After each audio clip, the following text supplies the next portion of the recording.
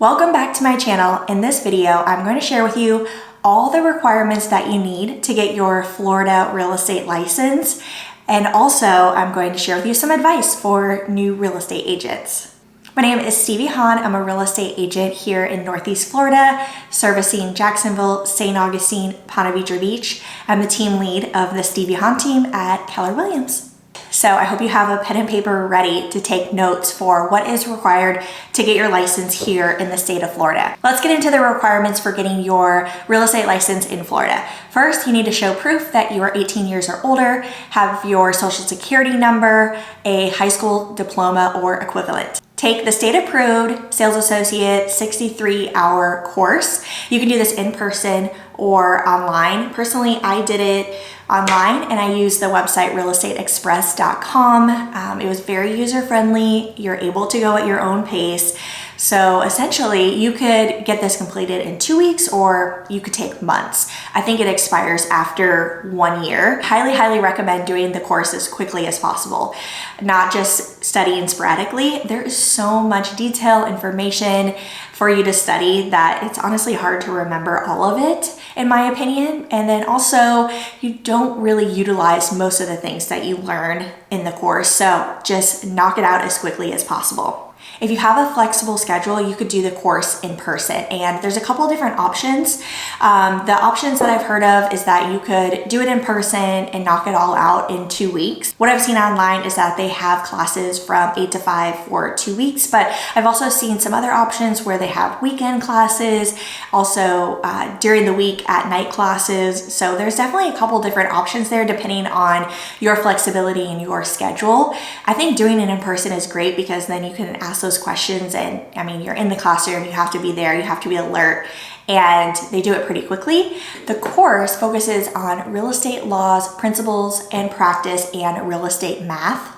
The cost for the course, online or in person, there is a range. It's about $200 to $500 is what I've seen. And when you're doing it online, I know I've seen different package options on there where you could essentially just do the course, but they will give you options to upgrade where you could purchase a book or extra tests. So ultimately, that's completely up to you. I've always taken advantage of those. Once you complete the 63 pre-license course, you have to take an end of course test that you have to pass. I believe you only get 2 chances to take this test. You have to score at least a 70. I know with doing it online, you have this option to take the test, right at home, right after you complete the 63 hours. Once you complete the 63-hour test, that includes all the tests for each unit, that includes the end of the course test, you will then apply to take the Florida real estate exam. You have to get fingerprinted electronically, and DBPR, which stands for the Department of Business and Professional Regulations, they need them in order to run a background check. You'll need to have your fingerprints taken at least 5 days before you send your license application. I'm going to attach a PDF to this video where and how to get electronic fingerprints. Each fingerprint vendor sets the price for their services, but the typical cost is between $50 to $80. And you'll also need to provide your social security number. I'm going to share with you the link for you to submit an application to then DBPR. The fee is $84, which you can pay online or by mail with a check or money order. The DBPR reviews all applications. The peer review company will notify you by email when your application has been approved, which this generally takes about 10 to 30 days. Once you have applied through DBPR, been approved, gotten your electronic fingerprints completed, you can then take the real estate state exam. Pearson VUE is the company that oversees the state exam process and offers the course in a variety of formats and locations.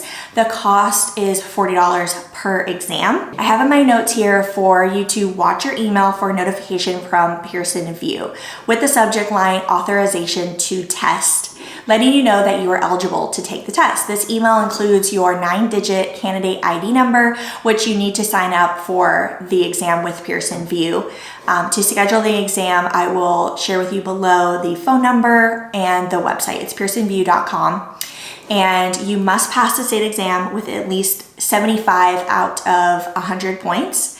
After passing the exam, download and print your license through your secure account at the DBPR website.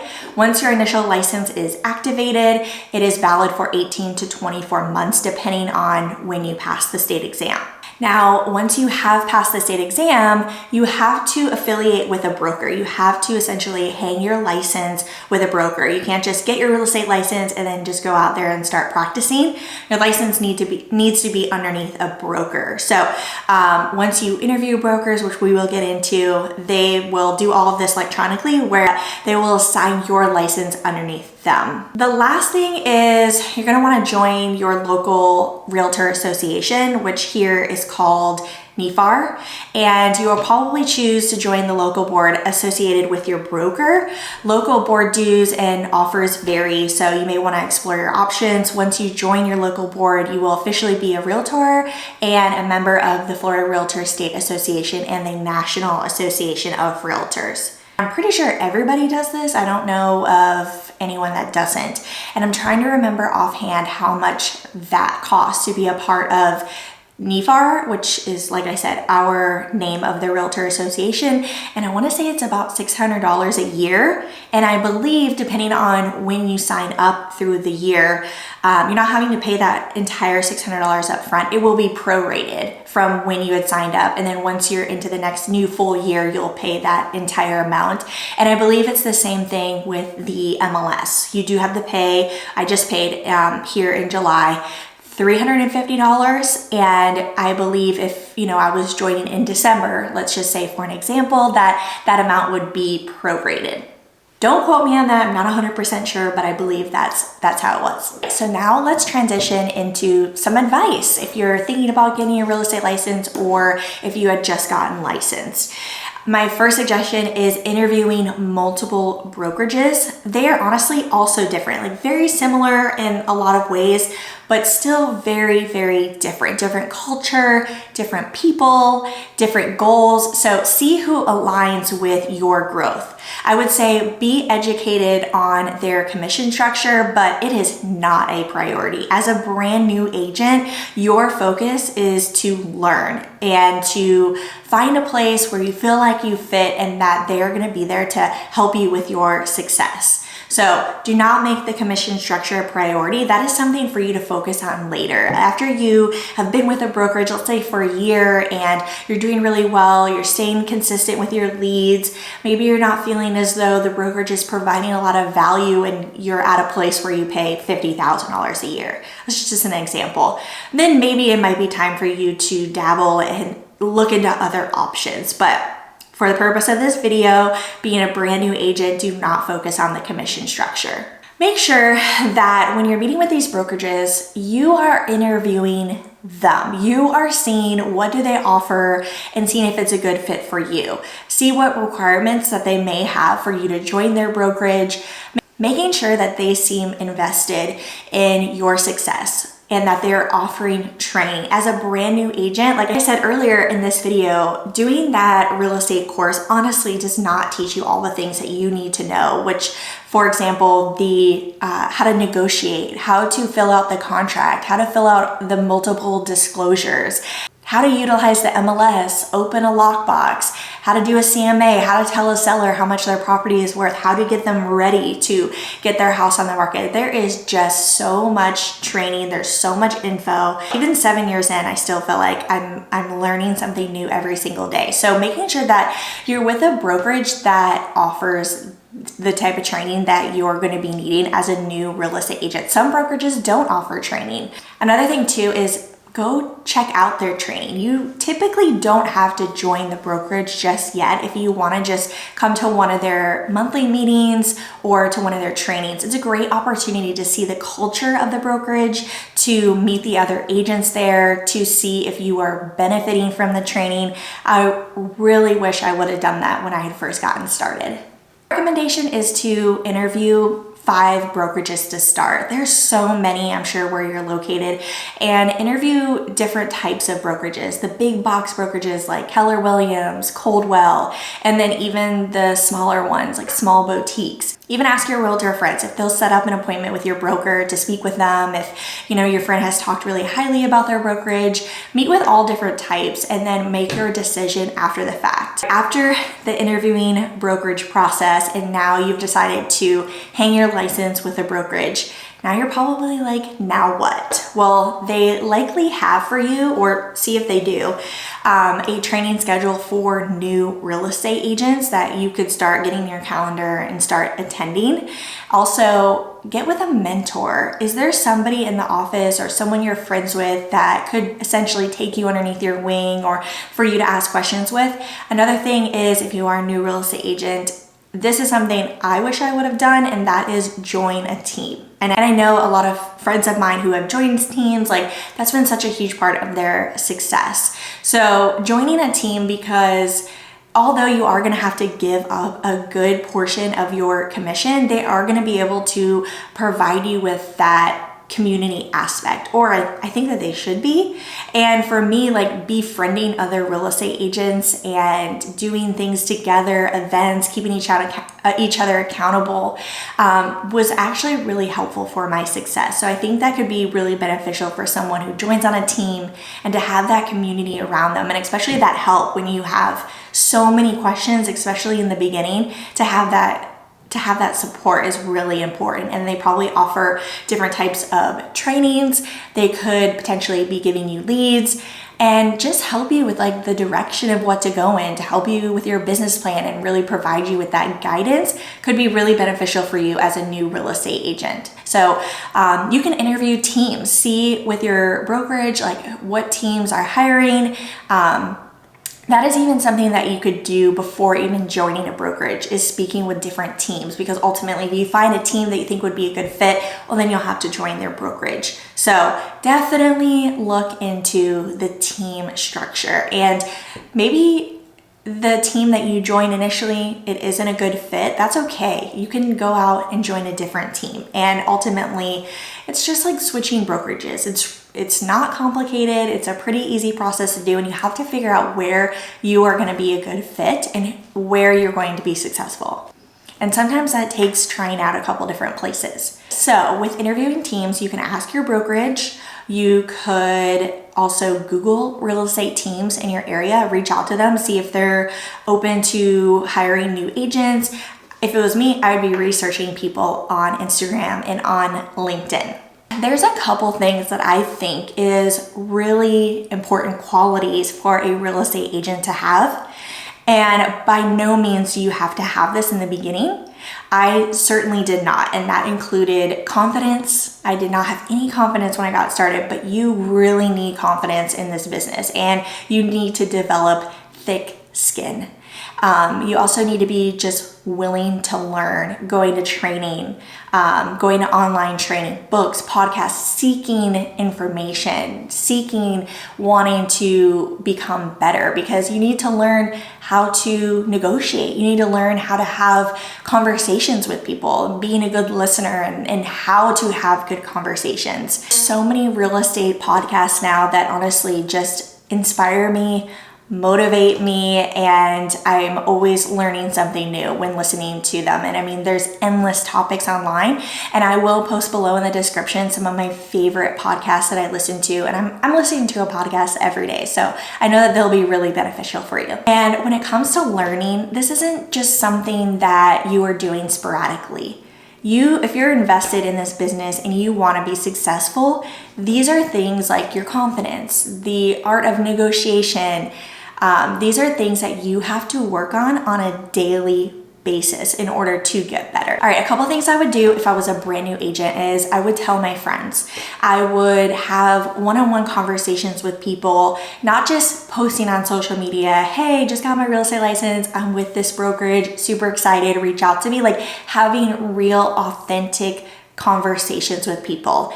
if I was just getting my real estate license and I wanted to get myself out there, this is what I would do. I'd be reaching out, calling, even people that I haven't spoken to in a long time. That's okay. Calling them, however I think would be the best way to communicate with them. Sometimes I might want to text them because I think that might be better. Or sending, if I'm always seeing their things on Facebook, sending them a Facebook message or Instagram, and even utilize LinkedIn and having conversations with people, letting them know that, hey, I just got my real estate license, and that you're really excited about it. Maybe tell them your goals with real estate. Like, what do you envision? How do you want your business to go? Are you wanting to be number one in your office? Like, share what that goal is, what that looks like for you. Everybody's so different. Sharing it with them and just saying, I would love to be a resource for you. If you are potentially hosting an event or your brokerage is hosting an event, you could be inviting them to something along those lines. So it seems like less salesy. You're not just like, hey, just got my real estate license. Do you know of anybody? Okay, so quick little recap. I'd be reaching out to them, letting them know that you got into real estate, what your goals are. You could be inviting them to an event or even promoting a loan product. For example, right now, Hometown Heroes was just released where potential buyers can get $25,000 off of their down payment and closing costs. So that's a really good way to have a conversation with somebody about real estate in a non-salesy environment and providing value to them and just mentioning, hey, here's this new product.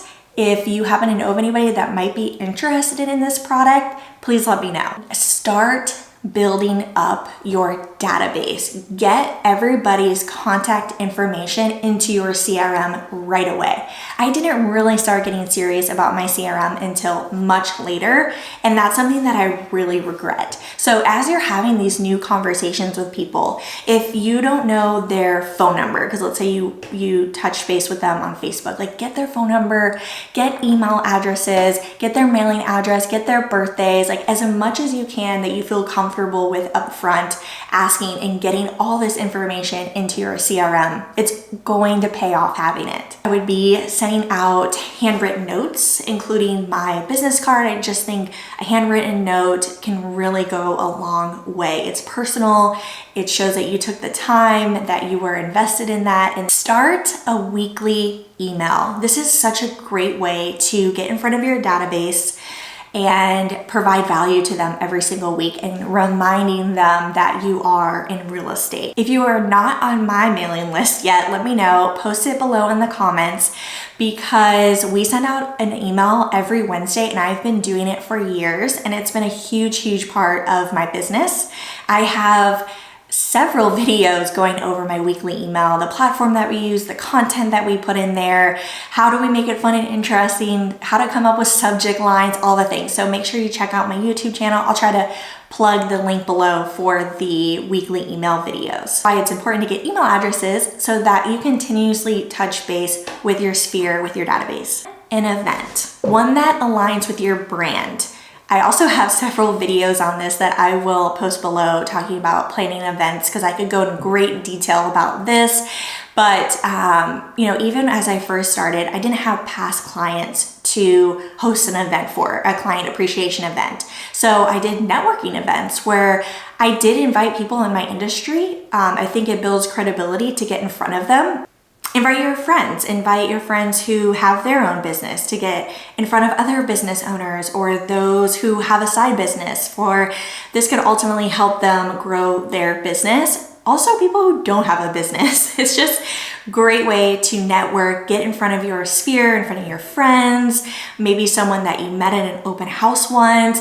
It's just a great way to build credibility and get in front of them and build meaningful relationships. I, of course, have a video on this topic as well. So I guess I'll be linking below all the videos because I could dive in deeper so much more on each one of these topics, but I'm just gonna reference these videos for you below so you'll get full details and content for each one.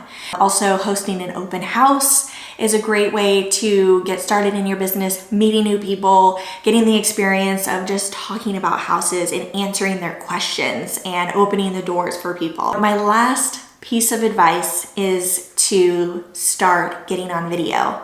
It is not going anywhere and it builds the most credibility, and it really helps for if you want to attract people online to you via social media. It's going to help build that know, like, trust factor, and it's a great way, in addition, to provide value to others, your sphere, and to be able to help educate them. Video is not going anywhere. And another thing that I love about YouTube is I can source all of my videos on YouTube, and I have been creating videos simply as I'm going through with a buyer or seller through the process, so that I'm not having to continuously explain everything to them over and over and over. I'm able to create a video one time and then reference back to the video for them to watch it. So there's just so many benefits with utilizing video. And couple of examples of videos that I think would be really beneficial for a new agent is talking about the market, giving market updates. I think a lot of people forget, especially as a new agent, that you have to be knowledgeable in the market and be able to have educated, intelligent conversations with people. Making sure that you're keeping yourself educated, but then also creating videos on that so that that content can get out to them. Doing videos, touring homes. Not only is this going to give you practice scheduling through the MLS and opening the doors, it also just builds credibility of you out there in the field showing homes or touring homes yourself.